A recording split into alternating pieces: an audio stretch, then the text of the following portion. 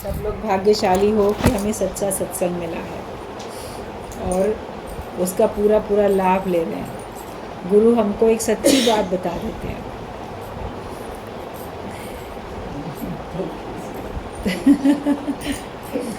तो एक सच्ची बात हमको गुरु बता देते हैं कि ये देश है बेगाना, यहाँ सदा कोई नहीं रहा ना कोई रहेगा।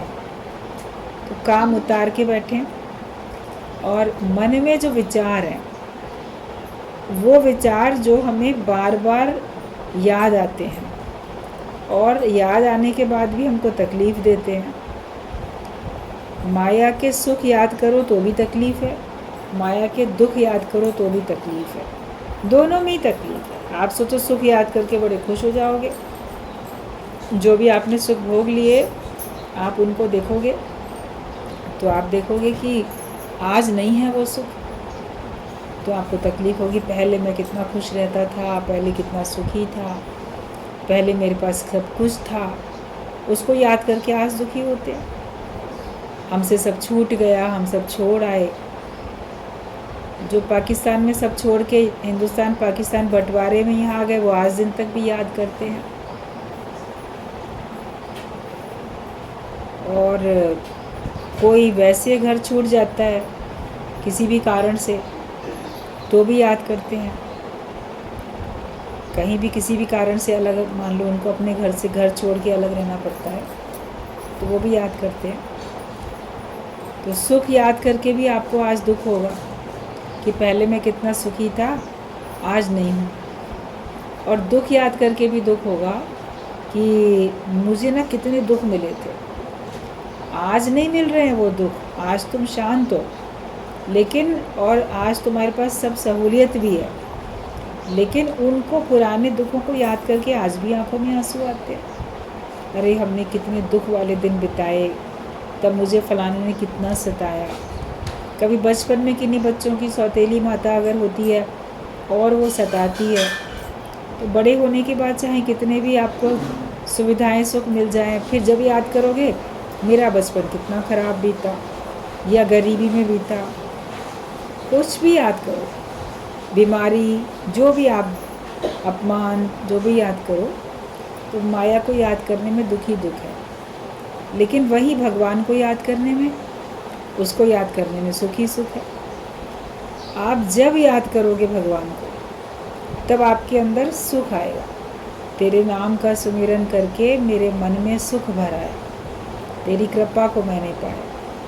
भगवान की कृपा हमें मिल रही है और गुरु की कृपा को हम पा लेते हैं।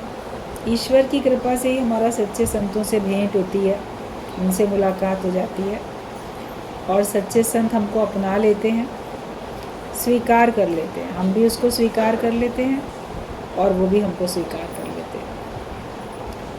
हमने मान लिया कि आप मेरे गुरु हैं और गुरु ने भी मान लिया कि हाँ आप हमारे को सुनने आते हो, आप हमारे शिष्य हो।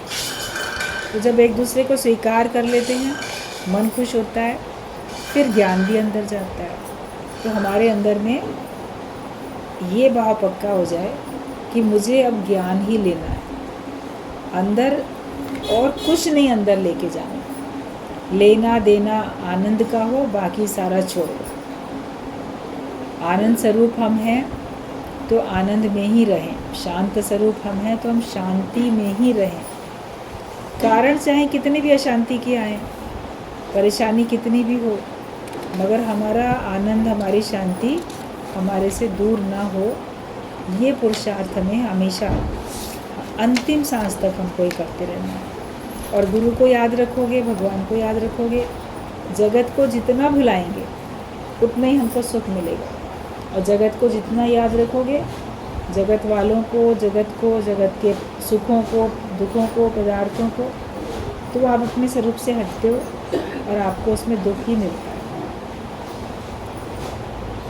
गुरु जी की वाणी में है कि सबसे बड़ी चीज़ है संतोष दुनिया में।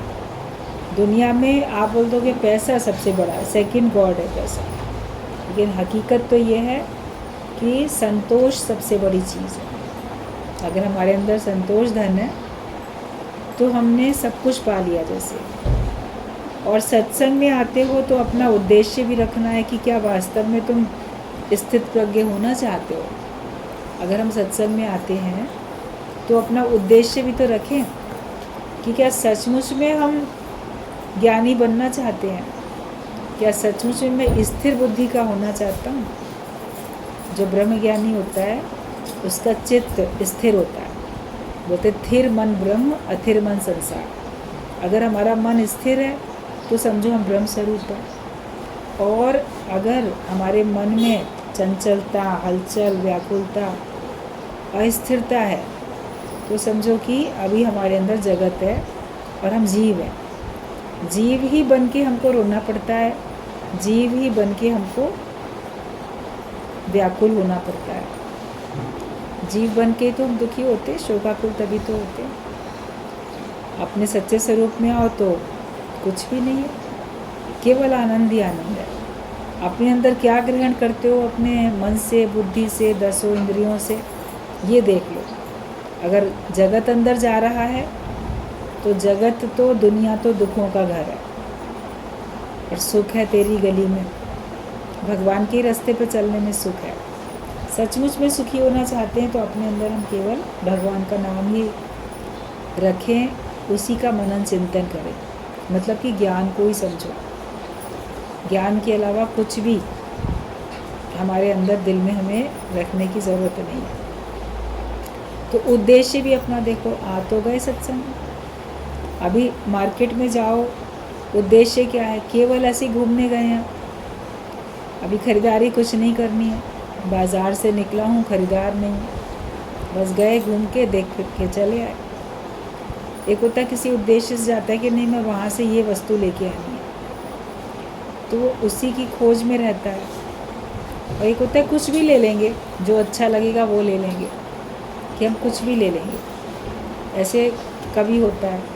तो जो जो ज़रूरत की चीज़ें लगती हैं, पहले से प्लान नहीं भी था तो भी ले लेते हो। लेकिन जिस वस्तु को लेने मुख्य गए हो मार्केट में, वो भी तो लेते हो, उसके साथ और भी ले ली, बात अलग है।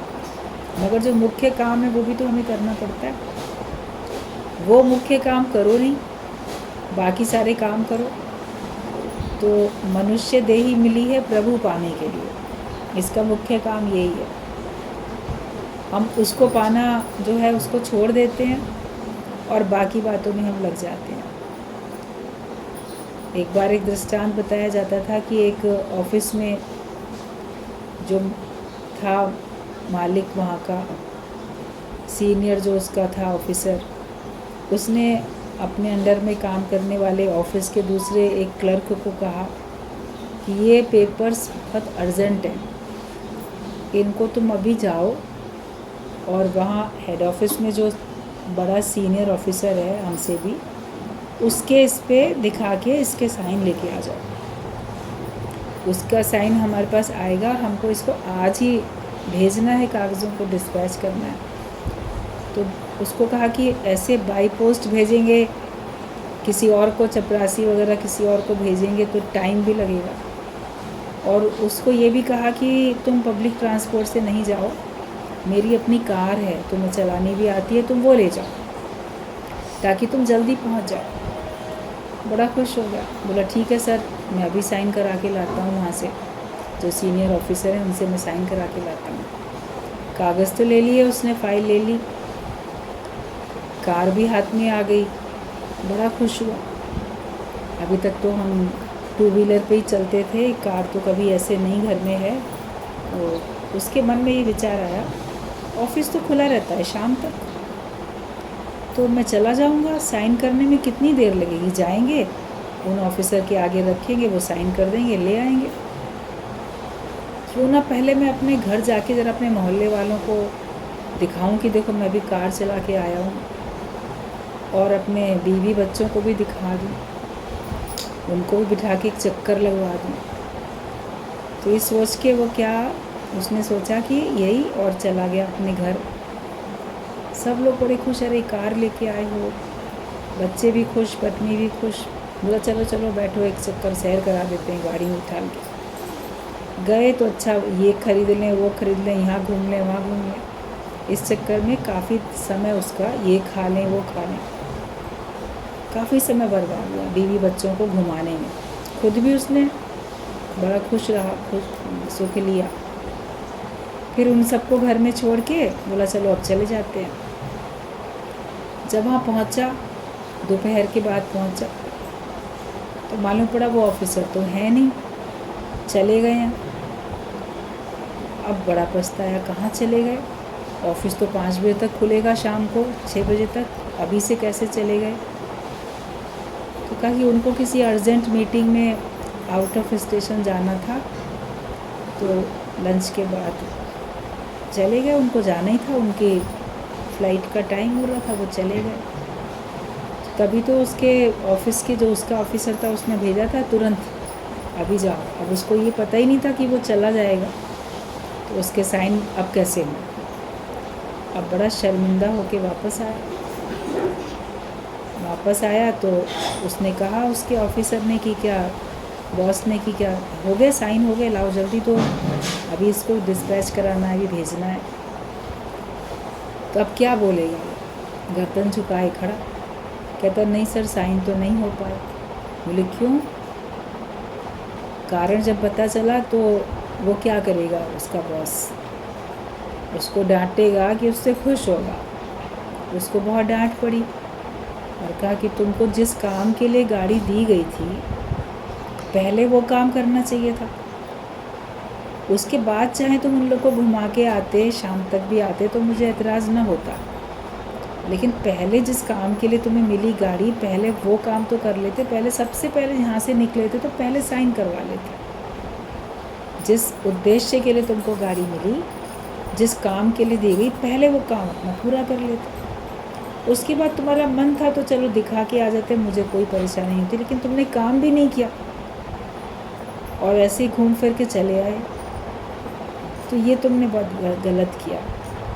अब आइंदा से तो तुमको नहीं दी जाएगी गाड़ी, कभी भी तुम्हारे पर विश्वास ही नहीं रखा जाएगा। वो तो शर्मिंदा हो गया। तो इसका सिद्धांत बड़ा अच्छा है कि ये मनुष्य शरीर, ये है वो गाड़ी कीमती, और भगवान हमको देते हैं कि इस मनुष्य शरीर की सहायता से जाओ और गुरु के पास जाके ज्ञान लेके मुक्ति का निश्चय करके आ जाओ। हमको मिल जाता है ये मनुष्य शरीर। अब सोचते हैं कि 84 लाख योनियों में सबसे श्रेष्ठ तो मनुष्य शरीर है, मिल गया बड़ा अच्छा है, इससे हम संसार के सारे सुख ले लें। भगवान का काम तो मुक्ति का निश्चय करने का काम, ज्ञान लेने का काम तो बाद में कर लेंगे बुढ़ापे में। जैसे उसने सोचा पहले बीवी बच्चों को घुमा लें, टहला लें, अपना खा पी लें, साइन तो बाद में भी करा लेंगे। तो हर व्यक्ति यही सोचता है कि भगवान का नाम तो बाद में ले लेंगे, बाद में निश्चय कर लेंगे, लेकिन तब तक हो जाती है बहुत देर। आपका शरीर ही साथ नहीं देता। आप देखो आया बुढ़ापा तो रोने लगा, सभी इंद्रियों की शक्तियाँ खोने लगा। कहाँ शरीर में उतना बल रहता है, बुद्धि भी काम नहीं करती, याददाश्त कम होने लगती है, और सारी ज़िंदगी मन जहाँ जहाँ गया उसको वही सब याद आता रहता है। एकाग्रता नहीं होती, स्थिर चित्त नहीं हो पाता। स्थिरता अगर हमारे अंदर में हो जाए तब तो आप ज्ञान पक्का करोगे, लेकिन आपका मन चंचल कब होता है, स्थिर नहीं रहता। चंचल कब होता है? जब आपने चंचलता में ही अपने मन को हर समय रखा होता है। कभी भी ध्यान करके देखो, सारा दिन जिन बातों में पड़े हो वही बातें आपको याद भी आती रहती शाम तक, रात को भी सोते समय उन्हीं का चिंतन चलता है। इसके पास गए थे, वो ऐसा था, या इसने ये कहा, हमने ये कहा। दिन भर जो भी आपने किया शाम तक आपको रात तक दिमाग में वही तो बना रहता है, और उसी से रिलेटेड और बातें आपके दिमाग में चलती रहती हैं। आप सकामी कर्मों में लगे रहते हो तो सकाम चलता रहता है, निष्काम भाव में रहोगे तो निष्काम चलेगा, ज्ञान में रहोगे तो ज्ञान चलेगा अंदर आपके दिल दिमाग में, और अज्ञानता में हो तब तो अज्ञानता में तो हो ही चल रहा है हर समय अज्ञानता का विचार हमारे अंदर। हम सत्संग में आए, बड़े भाग्य से आ गए हम लोग, सब लोग। तो जो रोज़ आना जाना सब करते भी हैं, तो घर से निकलते समय थोड़ा सोच लिया करो क्या वस्तु लेने जा रहे हैं। सत्संग तो जा रहे हैं, खुशियाँ लेने भी जा रहे हैं, मन खुश है तभी जा रहे हैं, प्रेम है गुरु से तभी जा रहे हैं, लेकिन वास्तविकता में सौदा हमें क्या करना है? हमको सच्चिदानंद का सौदा करना है, हम सत्य चित आनंद स्वरूप होके रहें। ये सौदा जो है, ये व्यापार सबसे बड़ा व्यापार है। तो जिस वस्तु को लेने आए हैं उसको तो ले लें पहले, उसके बाद आप हंसो, खेलो, खाओ, घूमो, जगत के सुख लो। मनुष्य देह पाके आप सारी सृष्टि की सैर करो, पिकनिक पार्टी करो, उसमें कोई बुराई नहीं। आप खुश हो, लेकिन आप मुक्त होके करते हो। मुक्ति का निश्चय करके आप सारे संसार में विचरण करते हो। तो वो जो सारे संसार में विचरण करना होगा वो आपको निर्लेप न्यारा रखेगा, वरना हम उसमें लिपायमान होते रहते हैं। और ये मेरे से छूट ना जाए इस बात के भय में रहते हैं, और अधिक मिले इस हवस में रहते हैं। मच वॉन्ट्स मोर, जितना मिलता रहता है उससे और अधिक चाहिए, और अधिक चाहिए, ये भाव रहता है। अगर गुरु से थोड़ा भी प्रेम होता है, उसके लिए थोड़ा भी आदर मान सम्मान होता है, थोड़ी भी श्रद्धा होती है, ज्ञान में थोड़ा भी विश्वास होता है, तो हम थोड़ा ध्यान देते हैं और कदर करते हैं वचनों की और अपने जीवन की। अपनी भी कदर करो, वरना तो भगवान कृष्ण ने बोला है कि मनुष्य आप ही अपना शत्रु है, आप ही अपना मित्र। अगर आत्मा के विचार में, ज्ञान के विचार में रहता है तो वो अपना मित्र है, और अगर देह में रहता है, जगत के विचार में रहता है, तो वो अपना ही शत्रु है, अपनी तो हानि कर रहा है। ऐसे वो बीज बो रहा है जिसका फल दुख है, जन्म मरण का चक्कर है। तो वही हम करते रहते हैं, मगर थोड़ी कृपा अपने पे कर लें। भगवान की कृपा तो हो गई, मानव देह मिली, गुरु ने भी कृपा की, ब्रह्म ज्ञान दे दिया, अपना लिया हमको। बाकी हमको थोड़ी सी अपनी कृपा करनी है कि जो गुरु ज्ञान देता है उसको हम भी कृपा करके अपने जीवन में उतार लें, आचरण में हम भी ले आएँ। फिर आप देखोगे आपके अंदर में बिल्कुल संतोष आ जाता है, और आप अपने को वास्तव में ज्ञानी बनाना चाहते हैं। तो ये अपना उद्देश्य भी हमें रखना है सत्संग में आने पे, कि क्या वास्तव में हम स्थित प्रज्ञ होना चाहते हैं, स्थिर बुद्धि होना चाहते हैं, ब्रह्म ज्ञानी बनना चाहते हैं। बाहर की दौड़ भाग से कोई लाभ नहीं होगा अगर तुम्हारी आत्मिक स्थिति नहीं है तो। कहीं भी जाओ, कितना दौड़ो भागो, कितना भी सुनो सुनाओ, अंदर में स्थिति नहीं बनाई तो उससे कोई लाभ नहीं है। बुद्धि स्थिर होनी चाहिए, वरना मन की शांति नहीं मिलेगी। आप देखो, आपकी बुद्धि ही भ्रमित होती रहती है। अक्सर लोग सद्बुद्धि की प्रार्थना करते हैं ना दूसरों के लिए, भगवान इसकी बुद्धि को ठीक रखो, क्योंकि बुद्धि सही नहीं है तो काम सही नहीं करेगा, और मन में हमेशा व्याकुलता बनी रहेगी, अशांति बनी रहेगी। बुद्धि ठीक है तो आपके मन में भी शांति रहती है। तो हमें, अगर हमारी बुद्धि स्थिर नहीं है, जैसे संशयात्मक बुद्धि होती है, निश्चयात्मक बुद्धि नहीं होती है। संशय हम क्यों रखते हैं? आत्मा का निश्चय करके बैठे, कई बातों में रहता है, पता नहीं मेरा आगे क्या होगा, जाने क्या मिलेगा हमको भविष्य में, जाने क्या है। ये शंकाएं तो मनुष्य को बहुत घेरती हैं। अपने फ्यूचर को लेके हर समय सोचता है, बुद्धि उसकी भ्रमित होती रहती है भविष्य को लेके, उस वजह से वो अपने वर्तमान को बर्बाद कर लेता है। भविष्य के लिए सोचो ज़रूर, प्लानिंग भी करो, लेकिन स्थिरता के साथ, स्थिर बुद्धि होनी चाहिए। वरना आप आगे का तो सोच रहे हो और आज क्या कर रहे हो, आज का सारा दिन बर्बाद कर दिया। फिर सोचो कि मेरा इतना समय चला गया, मेरा जन्म इतना बीत गया, तो कुछ तो खो गया, कुछ आयु हमारी खो गई, चली गई, और कुछ हम जानबूझ के उसको बर्बाद करते रहते हैं। जो बच गया उसका शुक्राना मानो। भले तुम्हारे प्राण बचे, तुम्हारी आयु अभी बच गई है, जितनी चली गई वो तो चली गई, लेकिन जो बची हुई आगे है ये भी पता नहीं कितनी है। तो आज से तो हम आत्मिक निश्चय अभी से करके तो आनंद में रहें, अभी तो अपने मन में शांति में रखें। कल की सोचते हैं, क्या पता कल आए ही नहीं। एक बार बात चल रही थी कि हम उस बात को सोच के परेशान रहते हैं, भविष्य में कहीं ऐसा ना हो जाए जो शायद कभी आपके जीवन में होगा ही नहीं। कहीं चोर ना आ जाए, कहीं ये ना हो जाए, बहुत मान लो किसी बात की आशंका है, तो हो सकता है वो आए ना कभी, वो परेशानी जिसको सोच के आप परेशान हो रहे थे। तो आप वो घटना अभी घटी भी नहीं, उसको अपने मन से आपने अपने सामने प्रत्यक्ष किया और उसका दुख भोग लिया, उस कष्ट को आपने भोग लिया। तो हम खुद ही तो अपने दुखों को इनवाइट करते हैं। Troubles won't come if you invite them not. तो सोचेगा कोई, ये तो बड़ी अजीब कोटेशन है कि ट्रबल्स आएंगी ही नहीं अगर हम उनको इनवाइट नहीं करेंगे, अगर हम उनको नहीं बुलाएंगे तो मुसीबतें आएंगी ही नहीं। तो आपका मन बोलेगा, कौन ऐसा मूर्ख है जो मुसीबतों को बुलाना चाहता है, कौन मुसीबतों को दावत देगा। लेकिन जीव बन के हम ही तो मुसीबतों को दावत देते हैं।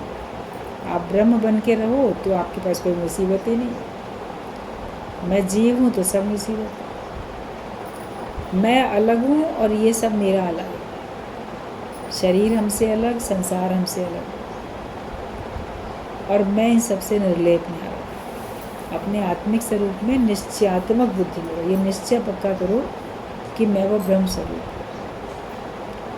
वो हमारा कभी भी इधर उधर हमारा डावाडोल निश्चय होना नहीं चाहिए। तो बुद्धि स्थिर होनी चाहिए, वरना मन की शांति नहीं मिलेगी। तुम जैसा बनना चाहते हो वैसी ही पढ़ाई पढ़नी पड़ती है। और तुम अगर टीचर बनना चाहते हो तो पहले तुमको अच्छा स्टूडेंट बनना पड़ेगा ना, तभी तो तुम टीचर बन पाओगे। अगर तुम स्टूडेंट ही नहीं बने, तुमने सीखा ही नहीं, तो फिर कैसे दूसरों को सिखा सकते हो। तो पहले हम आप सुधरें, फिर औरों का सुधार करें। हमें पहले खुद सीखना पड़ेगा, और जो हम बनना चाहते हैं उसी हिसाब से पढ़ाई करनी पड़ेगी, उसको समझना पड़ेगा। तो हम ब्रह्म ज्ञानी होना अगर चाहते हैं तो आपको ब्रह्म ज्ञान की पढ़ाई पढ़नी पड़ेगी, और ब्रह्म ज्ञान के हिसाब से वैसा ही जीवन जीना पड़ेगा। आप बनना क्या चाहते हो, होना क्या चाहते हो, वो तो सोचो। माया में जाने का मन है कि संसार से विरक्त होकर भगवान को पाने का मन है, या दोनों में बैलेंस बना के चलने का मन है। मगर ये भी याद रखना, माया कब तक, जगत कब तक, आखिर तो छूटेगा। जैसे बात चल रही थी कि देह आखिर तो छूटेगी, लेकिन ज्ञानी पहले से ही इस देह की आसक्ति को छोड़ के बैठा। जो एग्जाम्पल दिया गुरुजी ने कि मान लो तुमने चाय पहले से ही छोड़ दिया, फिर कोई तुमसे कहे कि ऐसा है चाय बड़ी नुकसान वाली चीज़ होती है, आप छोड़ दो चाय पीना। या मान लो कोई सिगरेट पीता है, कोई शराब पीता है, तो तंबाकू खाता है, और उसने निश्चय करके छोड़ दिया है पहले से ही। अब उसका जो जानकारी का परिचय था उसको पता नहीं है कि आप छोड़ चुके हो। वो आपसे कहता है देखो ये चीज़ नुकसान देती है, इसको छोड़ दो, तो आप क्या बोलोगे बड़ी खुशी से, हम तो उसको पहले ही छोड़ चुके, हमें अब थोड़ी छोड़नी है तुम्हारे कहने से, हम उसको पहले ही छोड़ चुके हैं। तो गुरु ने ज्ञान दे दिया, तो गुरु के कहने से आपने निश्चय कर लिया, आप देह भाव से पहले ही हट चुके हो, ये देह तुमने पहले ही छोड़ दी है, दिखाई दे रही है तुम्हारे संग संग, मगर तुम उसको अंदर से छोड़ चुके हो। तो फिर बाद में थोड़ी छोड़नी पड़ेगी। जब हम पहले ही छोड़ चुके हैं तो हमको वो चीज़ खाने पीने की बाद में थोड़ी छोड़नी पड़ेगी, फिर हम तो पहले ही छोड़ चुके हैं। तो जो ज्ञानी होता है वो अपनी अज्ञानता को पहले ही छोड़ चुका है। अपने सारे जो भी माया के, जो भी उसके क्रियाकलाप थे, जो भी कार्य थे, अंदर का जो भाव था वो अज्ञानता वाला, वो सब पहले ही छोड़ चुका है। उसको अब क्या छोड़ना पड़ेगा। तो क्या करेगा यमराज, जिन्होंने मन मार लिया। काल भी आएगा, चलो देह को छोड़ो, चलें, चलना है तुमको, तो आप बोलोगे देह को तो हम पहले ही छोड़ चुके। तो काल के आने पे आपको तकलीफ़ थोड़ी होगी, ऐसे तो केवल मृत्यु का सोच कर ही मन सिहर जाता है लोगों का। इसी समय मौत आ गई तो क्या होगा, मेरे तो इतने काम अधूरे पड़े हैं, मेरे बच्चे छोटे हैं, उनको कौन देखेगा, मेरा ये काम अधूरा है, वो काम अधूरा। तो चतुर सियाना वो है जो काम उतार के बैठता है। आप होशियार भक्त तब हो जब काम उतार के बैठते हो। जैसे अगर वो जो क्लर्क था उसने साइन कराने का काम उतार के बैठा होता तो उसे कोई दिक्कत ही नहीं थी, जो काम करना था वो कर चुका। तो जो हमें करना है इस संसार में आके वो हम मुक्ति का निश्चय करके बैठे, निश्चयात्मक बुद्धि में रहें। तो फिर ये शरीर कभी भी जाए उससे हमारे क्या मतलब है। काल कभी भी आके हमको लेके जाएगा तो हमको कोई तकलीफ ही नहीं है। और वो कहाँ लेके जाएगा हमें, भगवान में, तो भगवान में हम पहले ही हैं। बोलते कि वो क्या करेगा यमराज, यमराज भी क्या करेगा, जिनका मन गुम हो चुका है। बड़ा अच्छा भजन है ये, मैं तो उन संतों का दास जिन्होंने मन मार लिया। ये मन ही तो हमको जगत दिखाता है, जगत सत्य दिखाता है। लेकिन जिसका मन ही अमन हो चुका है तो फिर वो तो मुक्त है। हम बंधे हैं तो मन से बंधे, बाहर से तो रस्सियाँ हमको नहीं कोई बांधे हुए देखता है, बंधे हुए दिखता है। एक भी रस्सी किसी की नहीं दिखती है। पशुओं की तो दिख जाती है, गले में रस्सी है, चेन बंधी है। पक्षियों को भी दिख जाता है पिंजरे में बंद है, उड़ नहीं सकते। और ये पशु बंद हैं, बाड़े में हैं या कहीं रस्सी से या चेन से हैं, बिना मालिक की मर्जी के कहीं जा नहीं सकते। मगर मनुष्य बंधा है, उसकी कोई रस्सी बाहर से नहीं दिखती। अंदर के जो रस हैं वो ही रस्सियाँ हैं और वो हमको बांधे रहते हैं। जो भी जगत से हम रस ले रहे हैं माया के, वो सब हमको बांध के बैठे हैं। ज्ञानी उन रसों से अपने को उपराम कर लेता है। उसको भगवान के नाम में रस आता है, सच्चा रस, रस स्वयं का मैं पीता हूँ, खुद ही में खुद में रहता हूँ। अपने आनंद में रहो। अपने को आनंदित करने के लिए किसी दूसरे का सहारा क्यों ले, निराधार होके रहो। फाइनेंशियली तो निराधार सब होना चाहते हैं कि हमको किसी के आगे हाथ ना फैलाना पड़े, गुजारे के लिए मेरे पास इतना धन हो कि मैं अपना परिवार, जो भी आपकी जिम्मेदारियां हैं उसको मैं कर सकूं। तो धन दौलत के मामले में तो निराधार आप होना चाहते हो, वे डिपेंड ना होना पड़े किसी पे। मगर अपनी खुशियों के लिए भी तो किसी पे आधारित नहीं रहो। हमें किसी से खुशी ना लेनी पड़े, उसके लिए आधार नहीं लो, उस पर भी डिपेंड हो जाते हैं अपनी प्रसन्नता के लिए। कहते मांग के तुमसे खुशी लूँ ये मंजूर नहीं। भक्त बोलता है मैं किसी से मांग के लूँ खुशी, ये तो मुझे मंजूर नहीं है। और किसका मांगी हुई दौलत से भला होता है, मांगी हुई दौलत से किसका भला हो जाता है। कोई एक दिन दे देगा आपको, 2 दिन दे देगा, कब तक देगा, कितना देगा, और जितनी उसकी मर्जी होगी उतना देगा, और उसमें तृप्ति भी नहीं आएगी। तो जो आप मांग के खुशियाँ लेते हो उसमें आपको कहाँ तृप्ति आती है। लेकिन एक अपने अंदर से मैं आनंद स्वरूप बन गया। प्रसन्न होने के लिए मुझे किसी व्यक्ति की या किसी वस्तु की या मेरे मन के हिसाब से अनुकूल परिस्थिति की आवश्यकता ही नहीं कि बाहर की परिस्थिति मेरे हिसाब से है तो मैं खुश हूँ, नहीं है तो नहीं खुश है। ये वस्तुएं मेरे पास हैं तो मैं खुश हूँ, नहीं है तो मैं खुश नहीं। ये व्यक्ति मेरे साथ है तो मैं खुश हूँ, ये व्यक्ति मुझे सुख दे रहा है तो मैं खुश हूँ, ये व्यक्ति मेरे हिसाब से चल रहा है तो मैं खुश हूँ, वरना मैं खुश नहीं हूँ। तो हमने अपनी खुशी, अपनी प्रसन्नता दूसरों के हाथ में दे दी। अपना बटन खुशियों का दूसरों के हाथ में दे दिया। वो जब ऑन करेगा तो आप खुश, जब वो बटन बंद कर देगा तो आपका तो अंदर से मूड ऑफ हो गया। मूड ऑफ, मूड ऑन, यही होता रहता है। बत्ती आती है, बत्ती जाती है, लाइट जली, लाइट बुझी। तो खुशियाँ तो आपकी हमेशा रहें। ज्ञानी अपनी प्रसन्नता अपने में ढूंढ लेता है, जो फिर कहीं से जाएगी ही नहीं, उसके पास से कभी हटेगी ही नहीं। अभी सूर्य जो है वो प्रकाश का स्वरूप है। उसको रोशनी के लिए किसी पे आधारित होने की ज़रूरत थोड़ी है, और ना ही उसकी रोशनी कभी बुझेगी। जो सूर्य की रोशनी है, क्योंकि वो सूर्य प्रकाश का रूप है, कितनी आंधी आए, तूफान आए, हवा चले, बादल ढक लें, पृथ्वी कैसी भी टेढ़ी मेढ़ी हो जाए, दिन और रात आ भी जाए, धरती पे अंधेरा दिखेगा मगर सूर्य में अंधेरा थोड़ी है। वो तो अपने आप में चमक रहा है। हमारे लिए रात हो गई, सूर्य के लिए रात थोड़ी हुई। तो सूर्य रोशनी का रूप है। तो मैं हूँ आनंद का ही स्वरूप। मैं अपने आनंद के स्वरूप में अपने को ऐसा समझ लूँ। हम होते भी हैं, मगर होते हुए भी हम नहीं समझ पाते हैं। ये जो आवरण है ऊपर से देह का, हम इसको अपना रूप मान लेते हैं। लेकिन जो सत्ता है, शक्ति आत्मा की, उसको जानेंगे, उसको पहचानेंगे, तो आप देखोगे आपका आनंद कभी ख़त्म ही नहीं होता। जैसे सूर्य की रोशनी कभी ख़त्म ही नहीं होती है। वो तो जब तक है तब तक रोशनी रोशनी है उसमें। तो जब तक आप हो, अपने को समझते हो, और आप तो हमेशा रहने ही वाले हो। हमारा आत्मा सच्चिदानंद में हो, वो तो हमेशा रहते ही है। बाहर से परिस्थिति कैसी भी आए, मगर ज्ञानी का आनंद घटता बढ़ता नहीं है।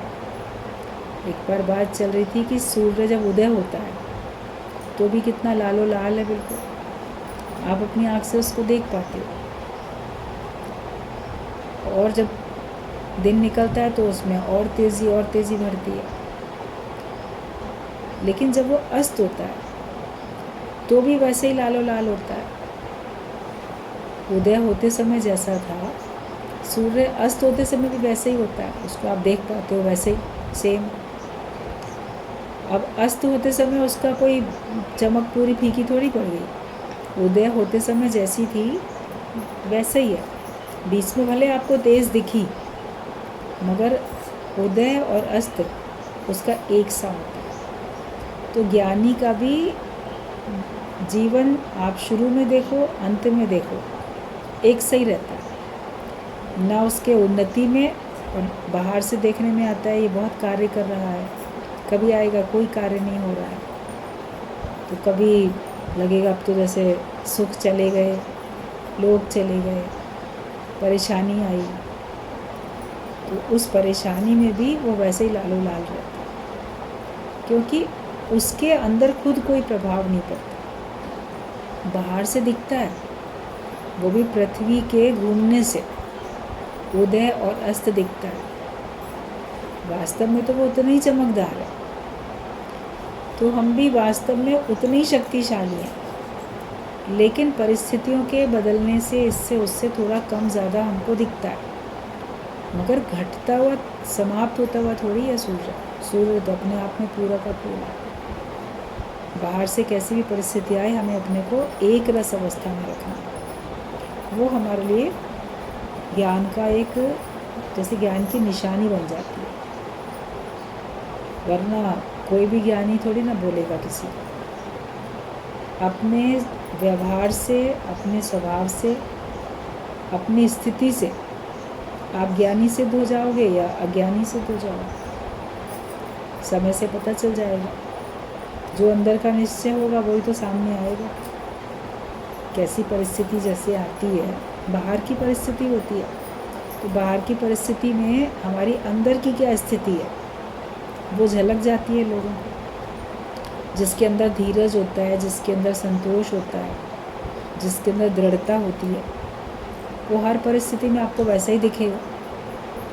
एकदम डामाडोल होता हुआ, व्याकुल होता नहीं दिखेगा।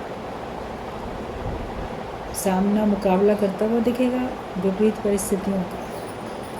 तो ज्ञानी को हमेशा अपने ज्ञान में ही रहना, अज्ञानता में हमको कभी आना नहीं है। तो हम क्या बनना चाहते हैं, हमको वैसी पढ़ाई पढ़नी है। अगर हम ब्रह्म ज्ञानी होना चाहते हैं तो हमको ब्रह्म ज्ञान की पढ़ाई पढ़नी पड़ती है। और योग वशिष्ठ में 7 भूमिकाएं बताई गई हैं।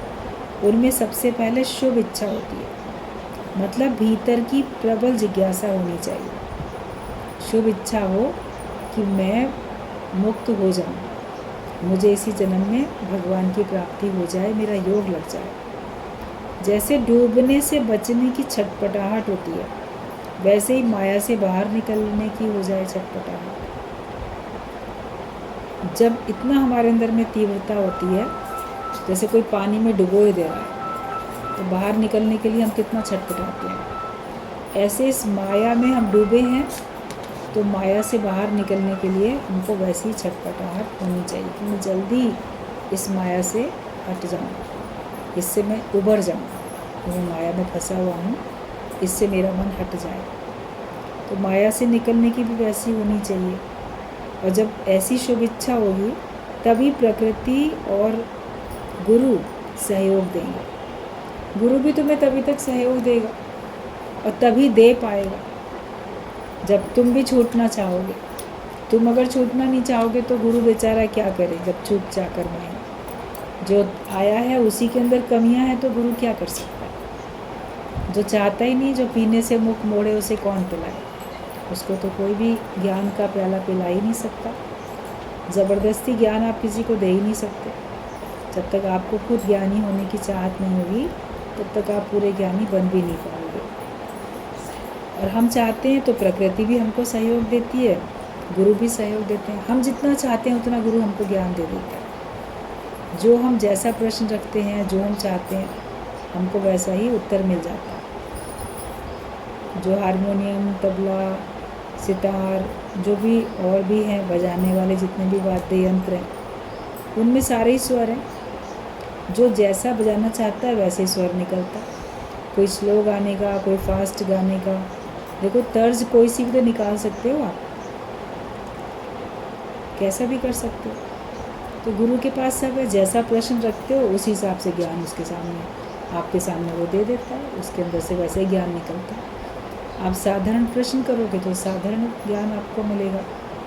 आप कोई बिल्कुल एकदम आत्मा का प्रश्न करोगे, अपने निश्चय की बात करोगे, तो आपको वैसा जवाब मिलेगा। गुरु के पास तो सब कुछ है, जैसे कि उस सितार में या हारमोनियम में सारे स्वर, जो जैसा चाहता है वो वैसा बजा लेता है। तो हमें गुरु सहयोग करेंगे और आप देखोगे फिर आपका शरीर भी साथ देगा।